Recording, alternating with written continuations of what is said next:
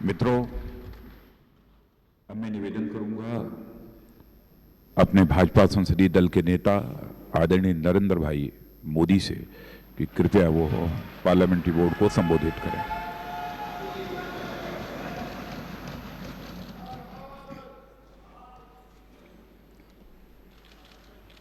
श्रद्धेय आडवाणी जी,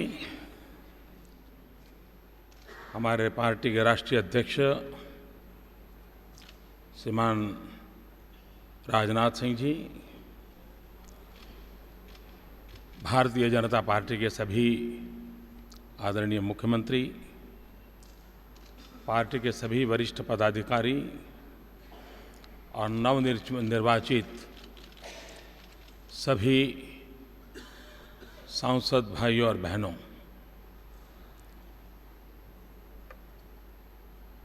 मैं आप सबका बहुत आभारी हूँ कि आपने सर्वसम्मति से मुझे एक नया दायित्व दिया है। मैं विशेष रूप से आडवाणी जी, राजनाथ जी का भी आभारी हूँ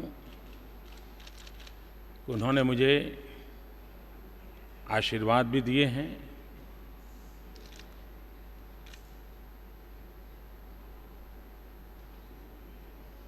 मैं सोच रहा था कि अटल जी का स्वास्थ्य अच्छा होता और आज वो यहाँ होते,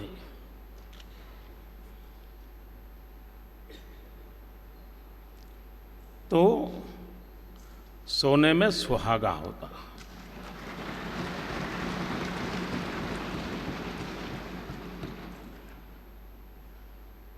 उनके आशीर्वाद सदा सर्वदा हम पर बने रहे हैं और बने रहेंगे। भाइयों बहनों, ये लोकतंत्र का मंदिर है और हम सब लोकतंत्र के इस मंदिर में बैठ करके पूरी पवित्रता के साथ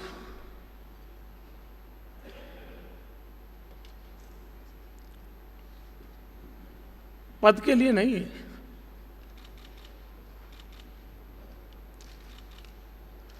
सवा सौ करोड़ देशवासियों की आशा आकांक्षाओं को हम समेट करके बैठे हैं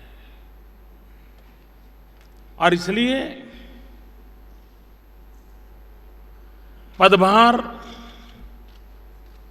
जीवन में बहुत बड़ी बात होती है, ऐसा मैंने कभी माना नहीं है।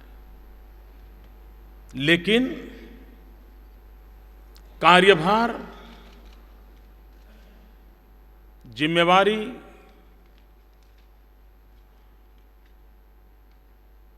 ये सबसे बड़ी बात होती है और हमें उसे परिपूर्ण करने के लिए अपने आप को सज्ज करना होगा, अपने आप को समर्पित करना होगा। 13 सितंबर को भारतीय जनता पार्टी के पार्लियामेंट्री बोर्ड ने आदरणीय राजनाथ जी की अध्यक्षता में मेरे लिए एक जिम्मेवारी तय की।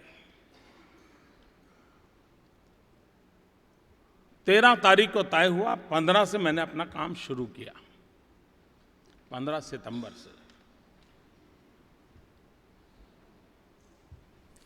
और पूरी तरह मन में एक कार्यकर्ता के भाव से जब संगठन दायित्व देता है तो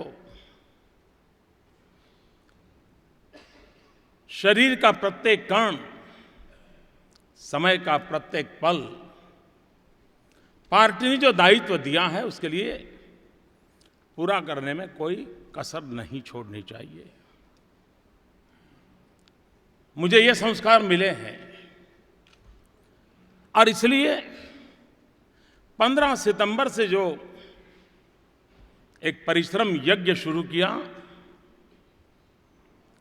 और 10 मई को जबकि चुनाव प्रचार समाप्त हुआ, मैंने अध्यक्ष जी को फ़ोन किया। मैंने कहा मैं अहमदाबाद जाने से पहले दिल्ली आकर के आपको मिलना चाहता हूँ। तो उन्होंने कहा आप थके नहीं हो क्या अभी भी? मैंने कहा नहीं, मुझे रिपोर्ट करना है। मेरे अध्यक्ष जी ने मुझे जो काम दिया है वो दायित्व 10 मई शाम को पूर्ण हो रहा है, मुझे रिपोर्ट करना है, इसलिए मुझे आना है। वो संकोच कर रहे थे, हंस भी पड़े। मैंने कहा मैं आ रहा हूँ। खैर मैं पूर्वी उत्तर प्रदेश में था, मैं दिल्ली पहुंचा, उनके पास गया।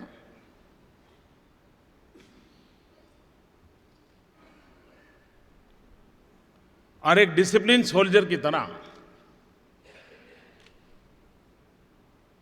मेरे अध्यक्ष को मैंने रिपोर्ट किया कि 13 सितंबर से जो दायित्व आपने दिया है 10 मई तक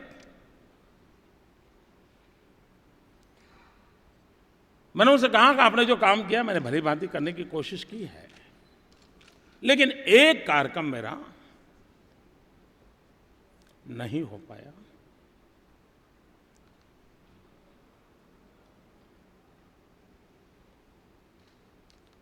वो मेरे तरफ देखते रहे।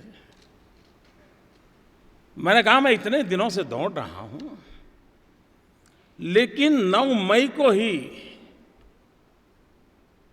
इतने सारी दौड़ धूप के बीच, इतने पूरे अभियान में सिर्फ एक कार्यक्रम मुझे कैंसिल करना पड़ा, एक, और वो भी गोशी का, जहां पर हमारे जिला अध्यक्ष जो रैली की चिंता कर रहे थे, सुशील राय,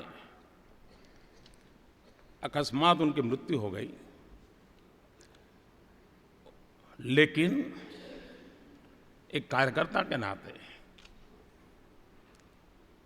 इस पवित्र धरती पर भी आपको रिपोर्ट करता हूं कि मैंने जो काम दिया उसको पूरी तरह करने का प्रयास किया है।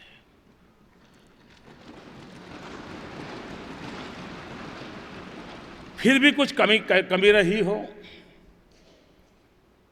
आप में से कुछ लोग होंगे जिनकी अपेक्षा होगी, लेकिन मैं पहुंच नहीं पाया हूं।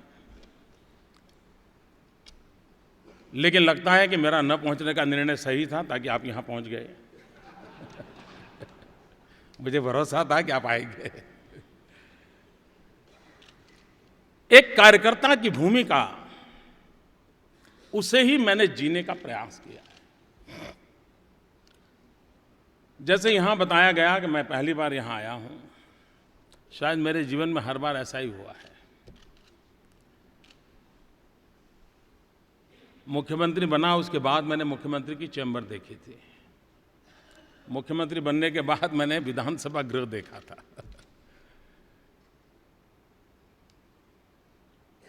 आज भी ऐसा ही एक अवसर आया है। लेकिन हम इस ऐतिहासिक स्थान पर बैठे हैं, तब मैंने प्रारंभ में कहा ये लोकतंत्र का मंदिर है। 125 करोड़ देशवासियों की आशा आकांक्षाओं इस पवित्र मंदिर पर टिकी हुई है। और मैं आज देश को आज़ादी दिलाने वाले, आज़ादी के लिए मर मिटने वाले, आज़ादी के लिए जीने वाले, आज़ादी के लिए खपे हुए उन सभी महापुरुषों को प्रणाम करता हूं, ताकि उनकी बदौलत आज देश स्वतंत्रता की अपनी यात्रा को आगे बढ़ा रहा है। मैं भारत के संविधान निर्माताओं को भी प्रणाम करता हूं कि उन्हीं की बदौलत आज इस पवित्र संविधान के कारण ही लोकतंत्र की ताकत का परिचय दुनिया को हो रहा है।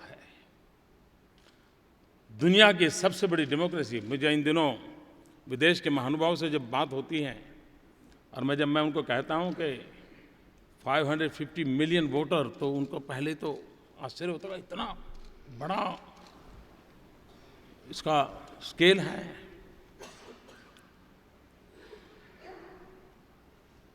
हमारे संविधान निर्माताओं ने देश को जो संविधान दिया उसकी ताकत देखिए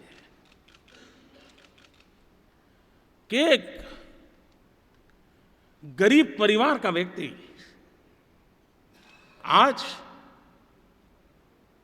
यहां खड़ा हो पाता है।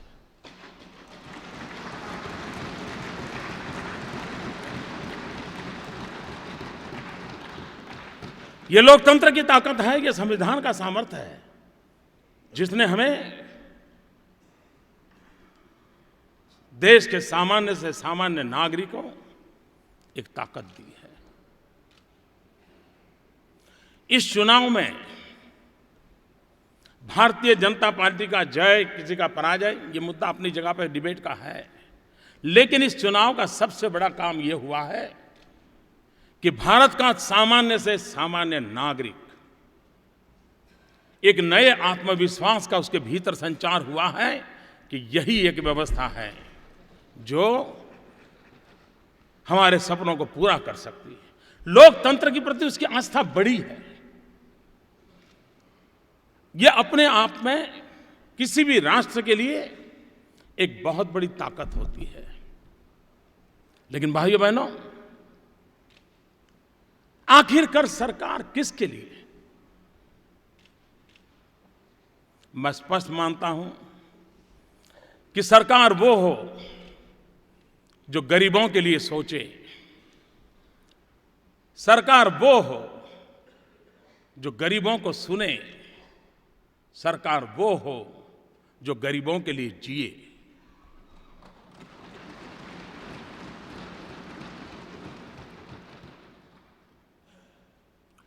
और इसलिए नई सरकार देश के गरीबों को समर्पित है,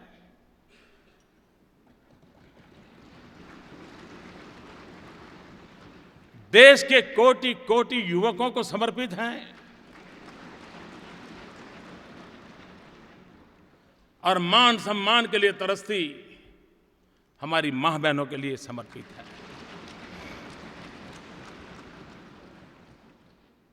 गांव हो, गरीब हो, किसान हो, दलित हो, पीड़ित हो, शोषित हो, वंचित हो, ये सरकार उनके लिए है। और इसलिए हम सबकी प्राथमिकता उनकी आशा आकांक्षाओं की पूर्ति के लिए हो, यही हमारा प्रयास रहेगा। और हम सबकी भी वही जिम्मेवारी है, क्योंकि हमें गरीब से गरीब आदमी ने यहां भेजा है। मैंने इस बार हिंदुस्तान के एक नए रूप को देखा है। पहले चुनाव प्रचार अभियान में मैंने भारतीय जनता पार्टी की रैलियों का भी एक नया कलेवर देखा है। मैंने ऐसे लोग देखे जिनके शरीर पर एक ही वस्त्र था, फिर भी कंधे पर भाजपा का झंडा था। ये तबका कितनी आशा और अपेक्षाओं के साथ हमारे पास आया है, और इसलिए हमारे सपने हैं उनके सपनों को सच करने के लिए। भाइयों बहनों,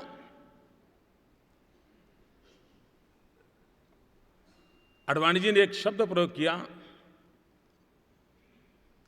मैं आडवाणी जी से प्रार्थना करता हूं कि वो शब्द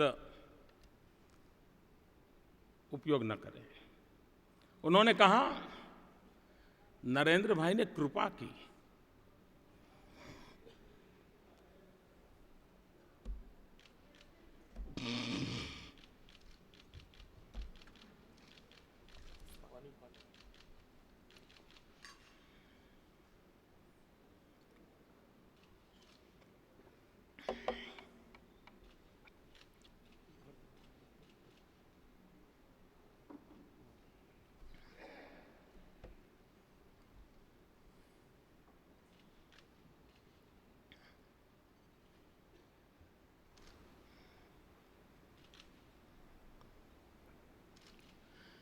क्या मां की सेवा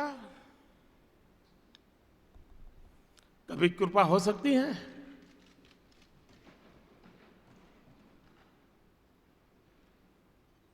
कतई नहीं हो सकती।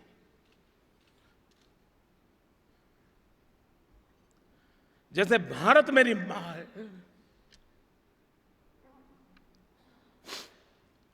वैसे ही भाजपा भी मेरी मां है।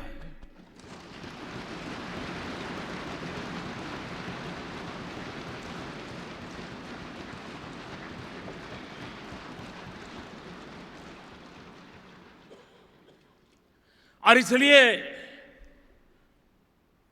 बेटा कभी मां पे कृपा नहीं कर सकता। बेटा सिर्फ समर्पित भाव से मां की सेवा करता है। कृपा तो पार्टी ने की है कि इस मां की सेवा करने का मुझे अवसर दिया है।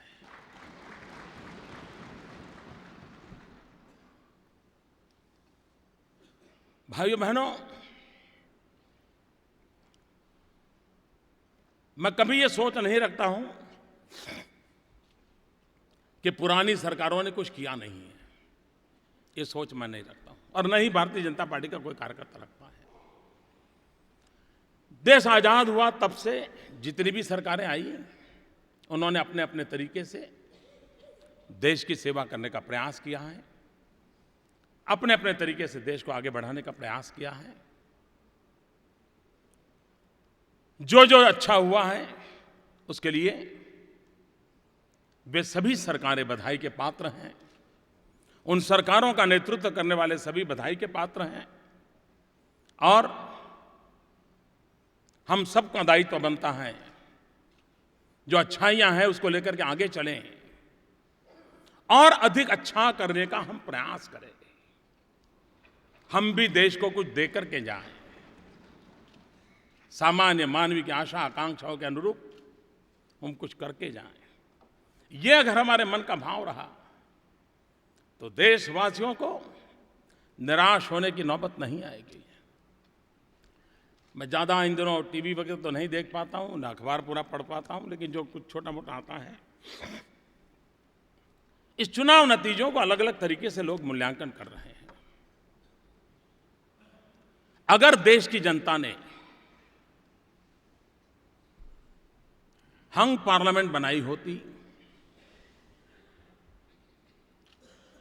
फ्रैक्चर्ड मैंडेट दिया होता, तो ये कह सकते थे कि सरकार के प्रति सिर्फ गुस्से का कारण था या एंटी एस्टैब्लिशमेंट था। वो तब होता कि सिर्फ फ्रैक्चर्ड मैंडेट होता, लेकिन पूरी प्रक्रिया में इनका छोटा मोटा एलिमेंट रहता है, उसका कोई इनकार नहीं करता है। लेकिन भारतीय जनता पार्टी को संपूर्ण बहुमत देने का मतलब होता है लोगों ने आशा और विश्वास के लिए मतदान किया है। ये पूरा वर्डिक्ट होप से है। और आपको स्मरण होगा जब अपनी राष्ट्रीय परिषद मिली थी, उस दिन मैंने कहा था कि चुनाव आशा का चुनाव है, होप का चुनाव है, और जनता ने उसी प्रकार से चले। 2013 में हमारी राष्ट्रीय परिषद मिली थी तालकटोरा में, और गुजरात में फिर एक बार हम सरकार बना करके आए थे और पार्टी ने हम लोगों का बड़ा सम्मान किया था। उस दिन एक बात मेरे मुंह से निकली थी, और मैं ये 2013 के जनवरी फरवरी की बात करता हूँ, और मेरे से मुंह से एक बात निकली थी। पार्टी के सभी साथियों को मैं उसका स्मरण दिलाना चाहता हूँ। उस दिन मैंने कहा था, हम चले या न चले देश चल पड़ा है। ये आवाज़ मेरे मुंह से निकली थी। और आज जब हम इतनी बड़ी संख्या में पूरा सेंट्रल हॉल लबालब भारतीय जनता पार्टी के समर्पित सेनानियों से भरा पड़ा है, उसका कारण देश चल पड़ा है। हम चले या न चले, उसी का नतीजा है। भाइयों बहनों,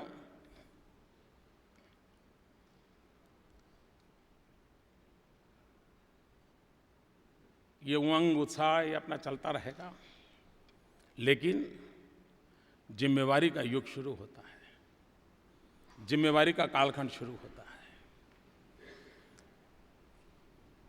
शायद इस सभागृह में मेरी तरह बहुत लोग होंगे जो आज़ाद हिंदुस्तान में पैदा हुए हैं, और शायद देश में भी आज़ाद हिंदुस्तान में पैदा हुए किसी व्यक्ति के नेतृत्व में पहली सरकार बनेगी। अब तक देश में सारे नेता गुलामी के कालखंड में उनका जन्म हुआ था। ये बात हमको स्वीकार करनी होगी, जो हम आज़ादी में के कालखंड में पैदा हुए हैं। हमें आज़ादी का जंग लड़ने का सौभाग्य नहीं मिला। हमें देश के लिए मर मिटने का सौभाग्य नहीं मिला। हमें जवानी जेलों में खपाने का सौभाग्य नहीं मिला। लेकिन कोटि-कोटि जनों ने हमें देश के लिए जीने का अवसर जरूर दिया है।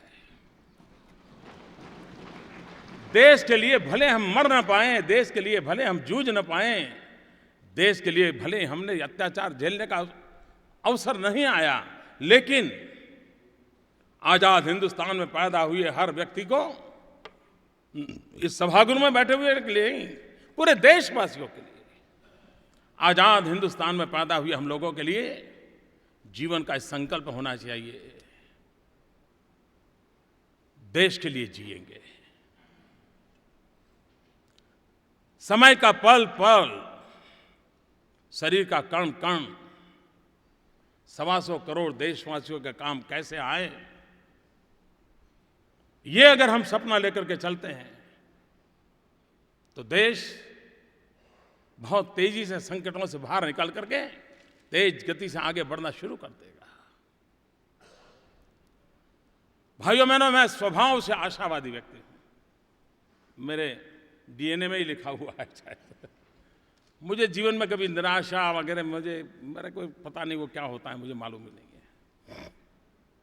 और एक बार यहाँ एक कॉलेज में मेरा भाषण हुआ तो मैंने कहा था, आज मुझे वो बात फिर से कहने का मन करता है।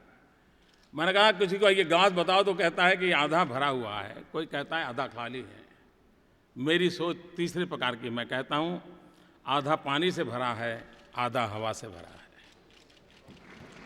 आपको खाली नजर आता होगा, मुझे नहीं आता है, मुझे हवा से भरा हुआ नजर आता है। और इसलिए मैं कहता हूं, मैं बहुत ही आशावादी व्यक्ति हूं, और सकारात्मक मार्ग के लिए आशावादी होना एक बहुत बड़ी आवश्यकता होती है।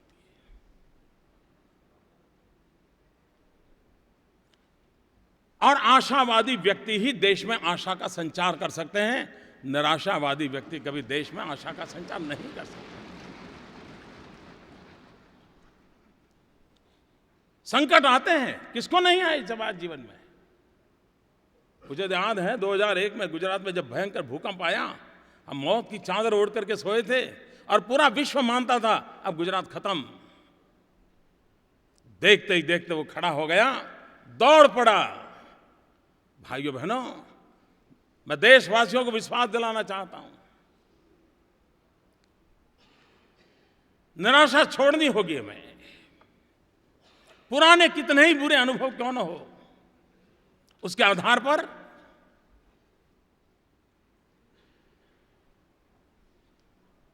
निराश मन को लेकर के चलने की आवश्यकता नहीं है। कौन कहता है दुनिया का इतना बड़ी लोकतंत्र और जागरूक लोकतंत्र, जागतिक लोकतंत्र, ये अगर फैसला करें 125 करोड़ देशवासी, देश कहां से कहां पहुंच सकता है। 125 करोड़ देशवासी एक कदम चले, देश 125 करोड़ कदम आगे बढ़ जाएगा।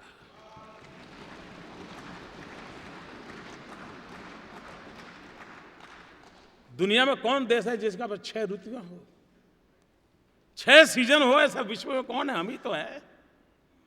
ईश्वर की इतनी बड़ी कृपा है हम पर, प्राकृतिक संपदाओं से भरी हुई ये हमारी धरा उर्वरा है। यहां के लोग बाहर जाते हैं तो दुनिया में नाम कमाते हैं, सिर्फ उन्हें यह अवसर देने की जरूरत है। शक्ति तो उनके भीतर पड़ी हुई है, सिर्फ मौका देना है। अगर ये अवसर देने के भाव से हम आगे बढ़ें इस चुनाव में दो बातों पर हम लोगों ने बहुत बल दिया। उन बातों को हमें आगे बढ़ाना है और वो है सबका साथ, सबका विकास। हम सबका विकास चाहते हैं, लेकिन सबका साथ उतना ही अनिवार्य है। उस मंत्र को लेकर के हम आगे बढ़ना चाहते हैं। भाइयों बहनों, ये चुनाव एक नई होप का चुनाव है, नई आशा का चुनाव है। और ऐसे सामर्थ्यवान साथी मुझे मिले हैं। इन सामर्थ्यवान साथियों से और अपने वरिष्ठ नेताओं के मार्गदर्शन से मुझे पूरा विश्वास है भाइयों, 13 सितंबर को जो दायित्व मिला था, जिसको 16 मई को पूर्ण किया, आज जो दायित्व मिला है, मैं आपको विश्वास दिलाता हूं कि जब 2019 में हम मिलेंगे, मैं आपको, देशवासियों को फिर एक बार मेरा रिपोर्ट कार्ड दूंगा। परिश्रम की पराकाष्ठा करूंगा, अपने लिए नहीं, देश के लिए जीऊंगा। और मैंने कहा, ये सरकार गरीबों को समर्पित है।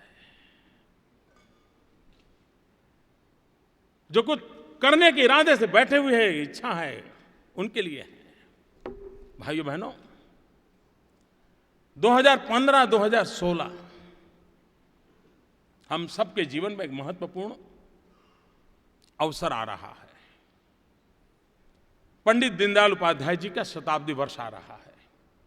2015-2016 चरैवेति चरैवेति चरैवेति का मंत्र जिस महापुरुष ने जी करके दिखाया, और उसी से त्याग तपस्या के अधिष्ठान पर संगठन की पूरी व्यवस्था विकसित हुई।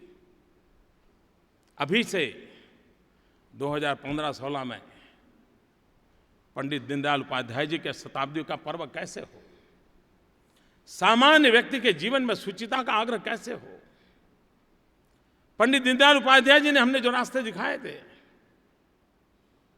उसमें विचार की जितनी ताकत थी, उससे ज्यादा ताकत आचार की थी। और आचार परमो धर्म, इस भाव से हम चले हुए लोग हैं, उसको हम कैसे निभाएं। पंडित दीनदयाल उपाध्याय जी के शताब्दी पर्व के लिए पार्टी भी सोचे, सरकार भी सोचे, और दरिद्र नारायण की सेवा, अंत्योदय, ये पंडित दीनदयाल उपाध्याय जी ने हमें दिए हुए हैं। और तब मैं कहता हूं ये सरकार गरीबों के लिए है, क्योंकि दीनदयाल जी के शताब्दी वर्ष में है ये सरकार होगी। भाइयों बहनों,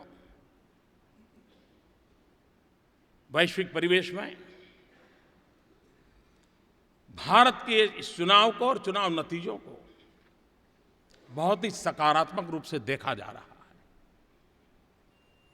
और जो पहला संदेश जाता है,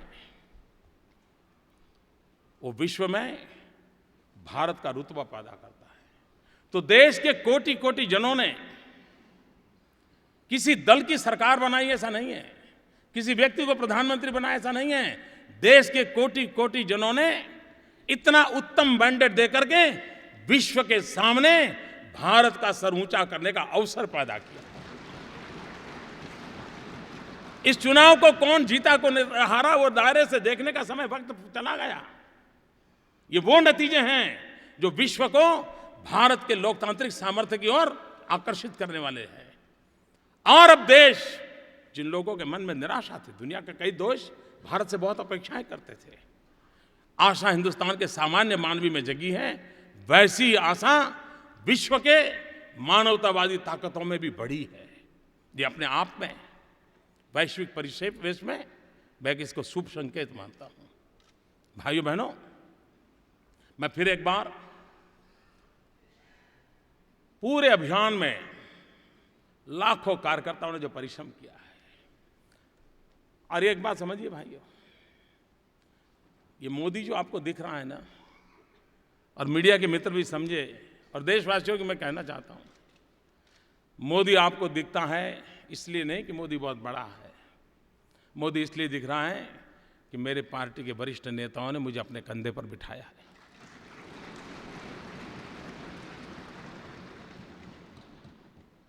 और ये विजय, कभी हम ये गलती न करें। देखिए, मुझे टिकट दिया तो कैसा जीत गया, अब तक उसको मिलता था नहीं जीतता था, ऐसे भ्रम में हम न रहें। आज हमने जो कुछ भी पाया है वो 5-5 पीढ़ी खप गई है तब आया है। जब जनसंघ शब्द सुनकर के लोगों को समझ नहीं आता ये लोग कौन है, कोई धार्मिक संगठन है कि राजनीतिक संगठन, ये भी पता नहीं था। उस जमाने से दीवारों पर दिया जलाते जलाते खपे हुए अनेक परिवार हैं। मैं आज उन सभी पीढ़ियों को, जिन्होंने राष्ट्रवादी विचार को लेकर के अपने अपने तरीके से तपस्या की है, जीवन खपाए हैं, उन सबको नतमस्तक होकर के नमन करता हूं। और हम भी न भूलें, हम आज अपने कारण यहां नहीं हैं, हम आज उन तपस्या के कारण यहां हैं। अगर इतना सा मन में हमेशा बना रहा, मैं नहीं मानता हूं कि हमें कभी भी समाज के लिए, दल के लिए, साथियों के लिए शिकायत का अवसर आएगा, कभी नहीं आएगा। और इसलिए भाइयों बहनों, ये विजय भी हमारा नहीं है, उन 5 पीढ़ियों की तपस्या का है। ये विजय वर्तमान के उन लाखों कार्यकर्ताओं के पुरुषार्थ का है। और ये भारतीय जनता पार्टी संगठन के अधिष्ठान पर चलने वाली पार्टी है। हमारी ताकत संगठन है। हम में से कोई न संगठन से ऊपर हैं, न संगठन से परे हैं। वही हमारे लिए सर्वोपरि हैं। उस भाव को लेकर के हम आगे की जिम्मेवारियों को निभाएंगे। फिर एक बार आडवाणी जी ने आशीर्वाद दिए, आप सबने मुझे एक नई जिम्मेवारी दी है। मैं भली भांति पूरी कोशिश करूंगा कि आपने मुझसे जो अपेक्षाएं की हैं, उन अपेक्षाओं में कभी भी आपको नीचा देखने का अवसर नहीं आएगा, ये विश्वास दिलाता हूं। फिर एक बार आप सबका बहुत बहुत धन्यवाद।